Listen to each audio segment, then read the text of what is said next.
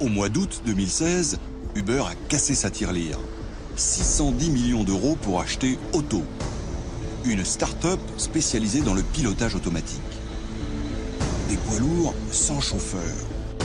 Des images à peine croyables. Et pourtant réalisées sans trucage. Sur Harrison Street, j'ai rendez-vous chez eux. Rien de clinquant, mais c'est bien ici.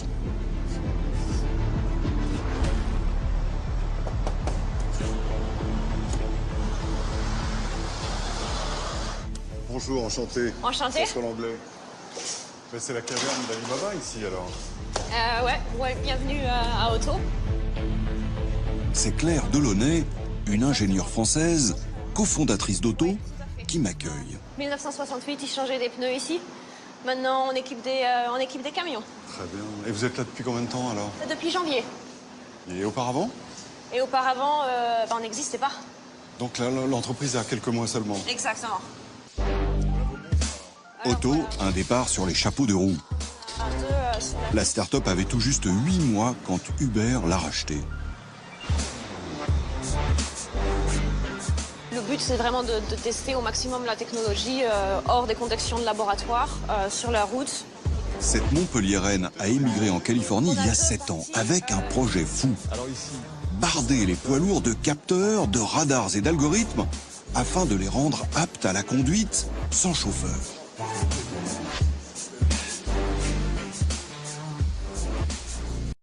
Alors à côté, on avait les mains dans le cambouis ici, et c'est une toute autre ambiance. Hein. Ça ressemble plus à l'idée qu'on se fait d'une start-up.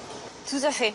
Tout l'art des ingénieurs informatiques, c'est justement de rendre ces données qui viennent des capteurs et les tourner en quelque chose qui fait sens pour un robot. Et construire un programme. Donc, pour faire un pilote automatique. Exactement. Qu'est-ce que c'est qu'une route? Qu'est-ce que c'est qu'un trottoir? Qu'est-ce que c'est qu'une ligne blanche?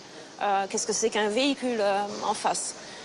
En 9 mois, avec l'aide de 80 ingénieurs, Claire a donc réussi son pari.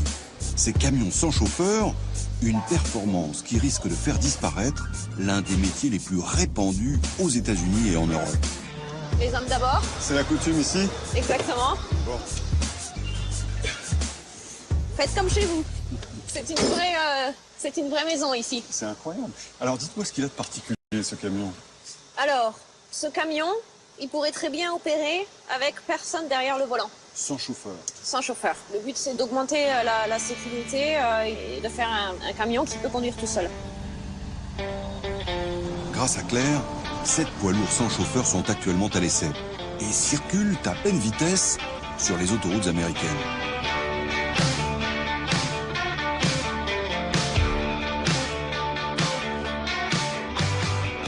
Vous avez réussi une sorte de tour de magie. Le chauffeur peut disparaître sur un simple claquement de doigts. Exactement. Ça veut dire que ça va bouleverser le quotidien du premier métier du pays. Tout à fait. Mais ça va prendre des années. La transition ne va pas se faire du jour au lendemain. Quand vous dites des années, c'est quoi? C'est 5, c'est 10? Oui, je dirais de 5 à 10 ans, avant de remplacer complètement le métier. C'est ce que j'allais dire. À terme, on peut imaginer qu'il n'y ait plus du tout personne dans les camions? On pourrait très bien imaginer ça, oui. Ça vous paraît possible? Ça me paraît possible, mais il y aura encore quelqu'un dans la cabine pendant quelques années encore. Ça il fait va quoi, pas alors, se faire. Il lit un livre, exactement. il regarde un le film. le travail des chauffeurs de camions va changer. Ils vont plus être devant le volant en permanence, mais ils vont devenir des gardiens. Comme des gardiens veillant sur une machine qui fonctionne Des par elle-même. opérateurs Des d'une machine. opérateurs. Et la première raison pour laquelle on fait ça, c'est la sécurité. Parce que les systèmes sont plus sûrs que la Bien conduite sûr. humaine. Ça veut dire qu'on va voir le nombre d'accidents diminuer? Diminuer, exactement. Et l'efficacité de toute la chaîne de logistique va augmenter. Et ça veut dire que ça va quand même très très vite, parce que l'idée d'un camion sans pilote, pour moi, je suis plus âgé que vous, mais c'était la science-fiction il n'y a pas encore si longtemps. On a déjà vécu le premier saut d'Internet, puis les téléphones mobiles. Et maintenant, en réalité, ce dont on se rend compte, c'est que grâce aux capteurs, on est capable de ramener ce même genre d'intelligence et de complexité informatique dans des systèmes qui interfacent avec le monde. C'est-à-dire que finalement, le camion devient un ordinateur.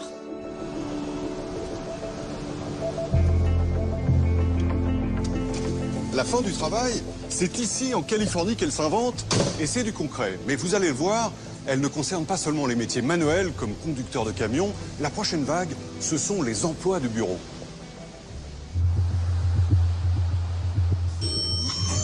La preuve dans cet immeuble, au 3e étage.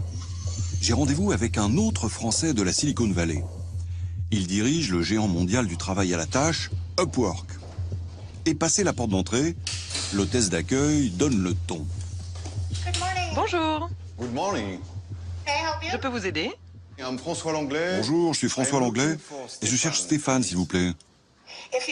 Veuillez s'il vous plaît signer sur l'iPad. Je préviens Stéphane que vous êtes là, on va imprimer votre badge visiteur et il pourra vous accueillir. Bon, bah, d'accord, je vais faire ça. Mais où est-ce que vous êtes en ce moment?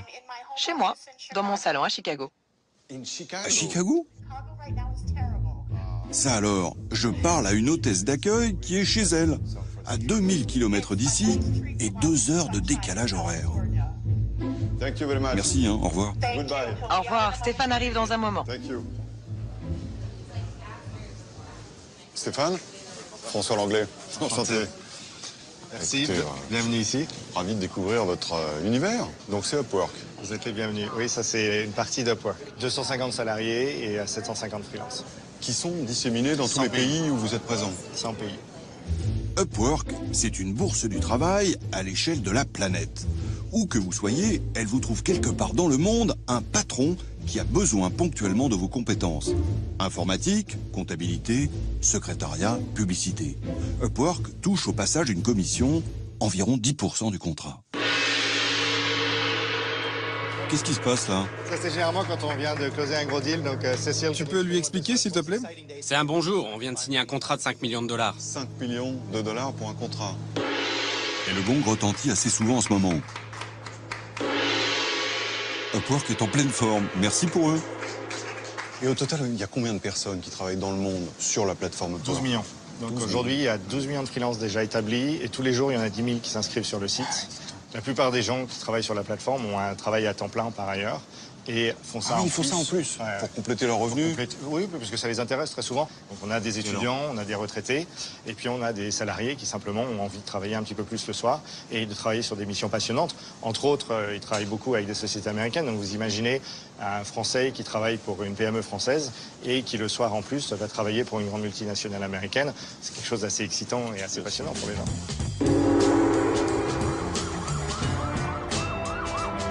Ici, l'ubérisation s'appelle la gig economy et elle touche tout le monde.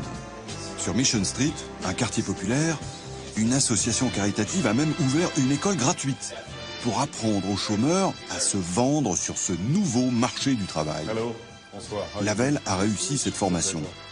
Aujourd'hui, il propose ses services au jour le jour sur une plateforme de travail à la demande. La première chose qu'un client regarde, c'est la photo. Et après, regarde la fiabilité. 96% de fiabilité. 96% d'avis positifs. Alors, Bah, c'est excellent. Homme à tout faire pour 36 $ de l'heure, Lavel se vend comme livreur, déménageur, coursier. Il peut aussi faire la queue pour vous dans une file d'attente. alors, vous m'embauchez? Ah, ça, c'est sûr. Et voilà pourquoi cette nouvelle économie est tout simplement géniale. Elle vous permet de choisir des boulots que vous êtes capable de faire et elle vous donne la chance de vous faire connaître. Les Américains comme Lavel, qui gagnent leur vie en freelance, sont de plus en plus nombreux. En 1999, ils ne représentaient que 9,3% des actifs.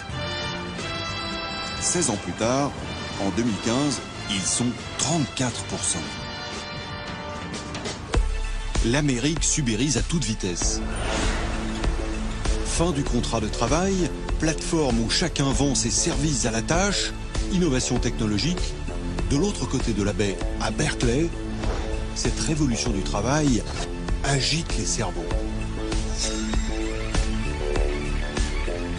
Nous sommes ici à Berkeley, c'est l'une des meilleures universités du monde. Et le nombre de prix Nobel sortis de ces classes prestigieuses est tellement important qu'il a fallu leur réserver des places de parking spécifiques sur toute la rangée. C'est vous dire s'il y a de la matière grise ici. 22 prix Nobel, sacré palmarès. De quoi motiver les 36 000 étudiants qui apprennent le droit, la chimie, le journalisme, les sciences politiques, les sciences sociales. Et en basket, c'est aussi le haut du panier. Welcome to Berkeley University, François. Merci Charles, je fais tâcher d'être à la hauteur.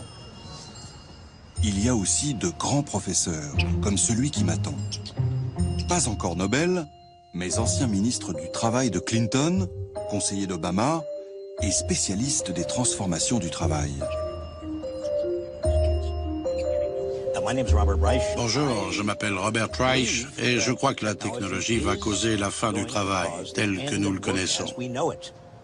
Vous semblez assez pessimiste sur l'avenir du travail. Pour ceux qui ont bien été formés, ça ira très bien. Je suis pessimiste, je dirais, pour les 60% qui restent, les plus mal lotis. Ceux qui travaillent de plus en plus, comme jamais aux États-Unis, sans perspective, dont les salaires stagnent, qui n'ont plus de sécurité de l'emploi. Et cette situation n'est pas viable économiquement, parce que si les gens n'ont pas de pouvoir d'achat, n'ont pas d'argent dans leur poche, eh bien l'économie ne peut pas fonctionner. Je voudrais vous montrer quelque chose. C'est une nouvelle compagnie. Il s'agit de camions sans chauffeur. Vous en pensez quoi? Ça me fait peur. Franchement, je ne veux pas me retrouver sur une autoroute avec des camions comme ça. Mais très bientôt, la technologie pour les véhicules va s'améliorer. Ils seront plus sûrs, et c'est très bien. Mais il faut aussi comprendre que 4 500 000 Américains qui conduisent des camions, des taxis, chez Uber, pour vivre, eh bien, ils vont perdre leur job. La technologie n'est pas notre ennemi. La technologie est merveilleuse. L'objectif, ce n'est pas de protéger les métiers coûte que coûte. L'objectif, c'est la sécurité économique. Avoir l'esprit en paix pour pouvoir profiter de la vie. Alors qu'est-ce qu'on peut faire pour fournir cette sécurité économique aux classes moyennes? On peut faire beaucoup de choses. Le vieux filet de sécurité ne fonctionne plus avec les nouvelles formes de travail. Mais on peut fournir aux gens un revenu de subsistance garanti, un revenu universel. C'est le salaire du futur, car beaucoup de travailleurs n'auront pas d'emploi assez bien payé. Il va falloir qu'on envisage une solution avec un salaire minimum garanti, et ça c'est vrai pour tous les pays. Il faudra instaurer un revenu universel. Payer à ne rien faire. Pouvoir enfin me consacrer à ma nouvelle passion, du graphe et du tag. Grâce au revenu universel. Une utopie dans l'air du temps.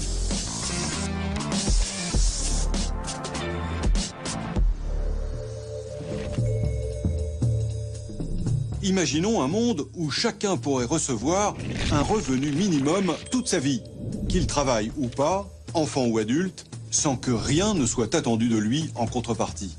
C'est une idée révolutionnaire, brisant les dogmes religieux et économiques qui lient depuis toujours le revenu et le travail.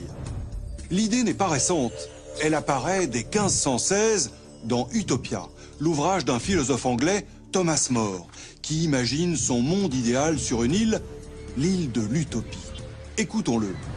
Chaque père de famille va chercher au marché ce dont il a besoin pour lui et les siens. Il emporte ce qu'il demande, sans qu'on exige de lui ni argent ni échange. Une idée reprise au XXe siècle par les communistes et aussi beaucoup plus étonnamment par l'économiste libéral Milton Friedman.